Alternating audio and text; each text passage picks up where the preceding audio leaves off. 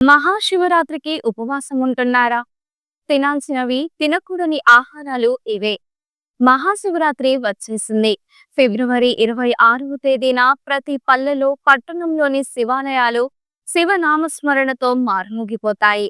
అయితే ఈ రోజు శివభక్తులందరూ ఉపవాసం ఉంటూ ఆ పరమ శివుడిని భక్తి శ్రద్ధలతో కొలుస్తుంటారు. అయితే ఉపవాసం చేసేవారు ఆ రోజు ఏ ఆహారాలు తినాలి?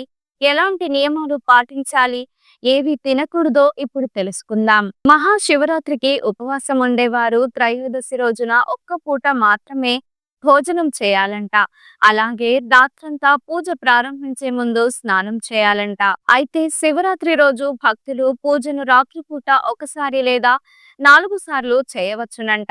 ఉపవాసం ఉన్న రోజున ఉదయాన్నే నిద్రలేచి పవిత్ర స్నానం చేసి పూజ చేయాలి. వీరు నీరు, పాలు, తేనె, గంగాజలంతో శివలింగానికి అభిషేకం చేయాలి.